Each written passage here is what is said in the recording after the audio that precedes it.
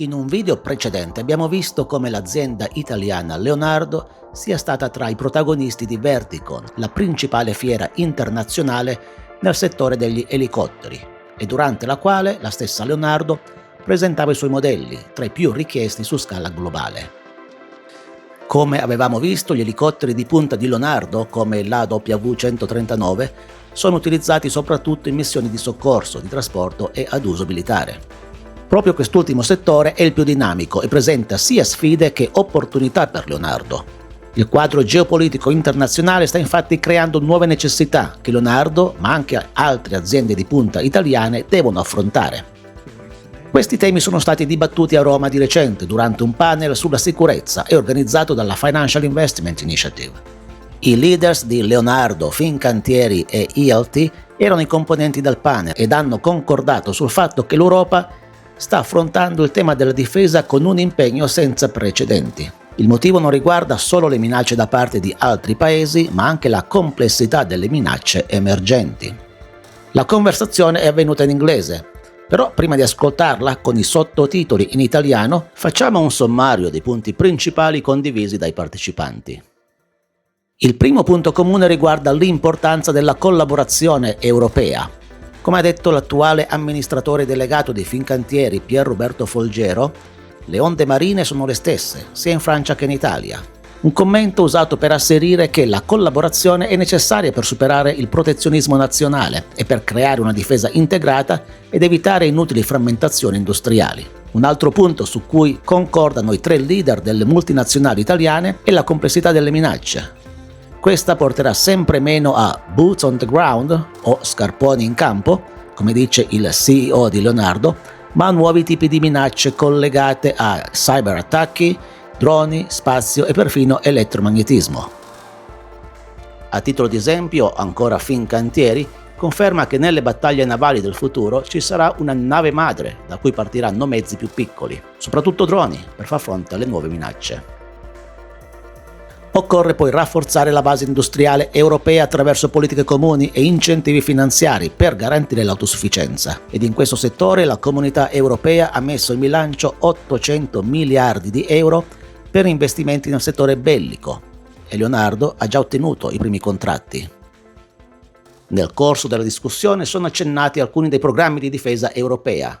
Di questi daremo un sommario dopo aver ascoltato il panel. I think Europe today is much more serious than in the past. Easy to say, but I think we should just touch base on a number of points. The real element is complexity. The recent conflicts have discovered complexity in the threat. Traditional war, so artillery, boots on the ground, strange threats like drones, swarm of drones, very, very advanced technology used in the battlefield, such as hypersonic threats, and on top, cyber threat and cognitive threats, so a hybrid warfare, so more complexity. Europe and our industries, I can answer as the CEO of Leonardo, we have done an exceptional effort in order to raise production capability. We have invested a lot. This has been done separately by each government, by each company, because the industry has done a lot, even sometimes independently from the support of governments. But the element of complexity remains, especially for countering those new threats that we are mentioning. So the only real answer is collaboration, and I think that a few good signs can be seen. So first of all, I would mention SAFE. SAFE is a concrete effort from the European Union to move forward and help nations to increase defense and security spending.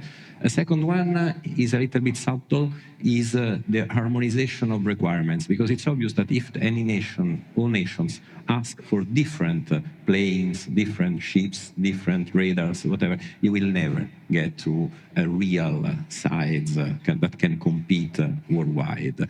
And I think this is what emerges already with GCAP, with common programs. Then there is the further step, that is the structural one. Here too, we have some good examples. I will just mention the legacy company MBDA, and I call it legacy because it is a JV since the year 2001. And what we are doing today in with Bromo, the program to merge all the major activities of Europe in space between Leonardo, Thales, and Airbus. So yes, some concrete efforts I can see, and I'm confident that positive evidence will come. The most serious problem is that Europe is lacking in defense and security and in a real industrial policy. A real industrial policy. But here we are not talking about magic wand, so nothing can happen overnight. And if we talk about changes, I think that overcoming the protectionism, the sovereignism, and the need to have national champions through requirements that are jointly agreed, I think, as Roberto was saying, is the real first step. Then, as an immediate measures, for sure, changing some of the rules of the procurement, and I'm not talking about war economy. I'm talking about more efficient ways of buying. When you buy much more than you were used to, I think we should be quickly thinking about. Some countries are already doing. Europe is doing something on that. And I think this is one way for the short term.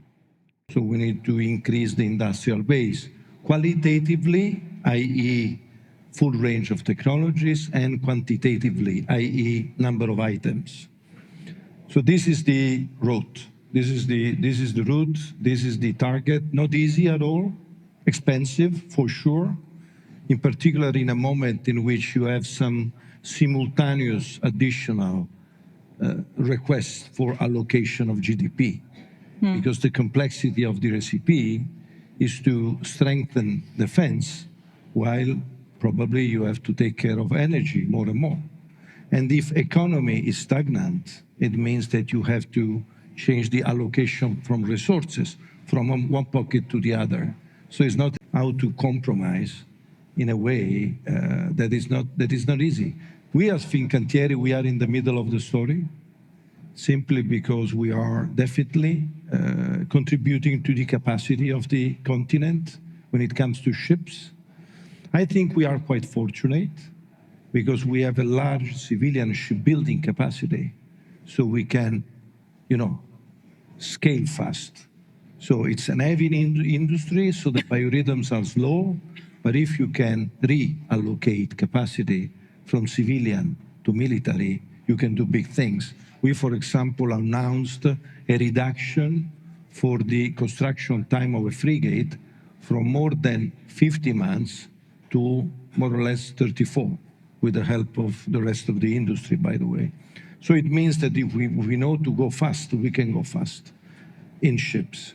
Then obviously it's qualitative on top of quantitative. Qualitatively, what we can contribute to this enlargement of the industrial base in terms of technology is to integrate the ship of the future, which is a mothership. So it's no more a ship, it's a mothership, i.e. is able to deploy drones. So it means that the platform has to change, but also your ability to orchestrate these force multipliers, either in the underwater, on the surface, or on the air, all together, is a key evolution in terms of defense systems more and more. The third challenge is not only to increase the capacity, not only to increase the technology, but to kill the defragmentation. So while doing this, we should avoid to build the Italian corvette, the French corvette, the German corvette, because, at the end of the day, we are going to sail and navigate in the same seas. And waves are waves. There are no French waves, Italian waves, or, Greek waves.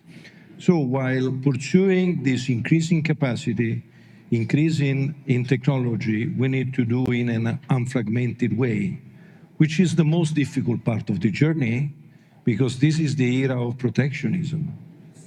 This is the era of the national champion. This is the era in which the political winds are not in favor of sharing necessarily. So this is a very complicated exercise, but I think the polar star is there. We need to navigate. And I think where you are looking for the support of institution, it's much better if you start doing. So instead of waiting for the regulatory frameworks to happen, instead of waiting that there is a kind of third force that is twisting your arm, it's better that you convince yourself that you. At the end of the story, incentives are the most effective way to influence behavior at any level, inside an organization, inside a team, inside a family, inside a country, and inside a federation. So I think the way the financial means will be made available will make a lot of difference. Take, for example, SAFE. SAFE is a measure that is asking, first of all, two nations to cooperate. So if you want to have access to SAFE, at least two nations has to adhere to the same initiative. Number two, you have to spend money within 2030. It means that you have to be fast, off the shelf. You don't have to reinvent the wheel. You have to cherry pick something that is deployable tomorrow morning. And then number three, 65% of the content has to be European. So basically you are creating an invitation to cooperate, to be fast and spend more, and to buy European. So that's, to me, the philosophy, the ideology of the regulation in defense, to create incentives rather than to call for the good, for the sake of the good. Because I see this revolution in Europe and especially in Italy. And also because the new paradigm, the new direction that we are facing in Europe, in NATO, are that the modern conflict are not yet only using a platform, non-kinetic armament. So the new dominance is the electromagnetism, cyber, space intelligence, and this is exactly what is the, let me say, the environment, the DNA of ELT Group since 75 years. Also, our Ministry of Defense, Guido Crosetto, wrote non-papers on hybrid threats. And this is something that really confirms that the modern adversary are not yet using only kinetic, but they are using modern domain to try to not use the, let me say, old, ancient kinetic armament, but to debate the communication, to avoid you, to see you, to communicate, to decide, and to use some of the platform. So, of course, electromagnetism, cyber, especially, let me say, the EMSO environment are this invisible layer through the platform are really effective. So this is very important for us. The real bottleneck, in my view, is the people. It's very difficult to reach and to have this talent today for the new paradigm, for the new domain. People is not just a question of procurement. You cannot procure talent. You cannot manufacture it. You have to develop it. You have to develop some new competence. And in all Europe, we have this problem we have a vision. We have now to put on the ground this. We have to execute this long-term vision. So the people, in my view, are really, let me say, the most important leverage today. Recruitment, but also new competence. The new domains are not yet studied in university. So this morning, a lot of people talk about AI, machine learning. These are today some of the weakness point of our strategic view.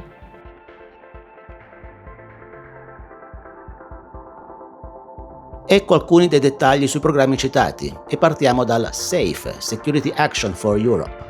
È un'iniziativa dell'Unione Europea che offre fino a 150 miliardi di euro in prestiti agli Stati membri per investimenti comuni nella difesa. Richiede la cooperazione di almeno 2 nazioni, almeno il 65% di contenuto europeo nei prodotti acquistati ed è prevista l'erogazione dei fondi entro il fine 2030. Si è parlato poi di GCCAP, Global Combat Air Program. Questo è un programma comune per armonizzare i requisiti tra nazioni diverse e raggiungere una scala industriale competitiva a livello globale. Il Project Bromo, invece, è una joint venture tra Airbus, Leonardo e Thales per fondere le rispettive attività spaziali europee e competere con Starlink. MBDA è una joint venture missilistica fondata nel 2001 da Airbus, BAE System e Leonardo. Questa iniziativa è considerata il modello di riferimento di integrazione industriale per la difesa europea. Se si vuole trovare un lato positivo in merito a questa massa di fondi stanziati per motivi di guerra, si può fare riferimento a ciò che dice Neil deGrasse Tyson, astrofisico, autore di successo tradotto anche in Italia e figura molto popolare negli Stati Uniti.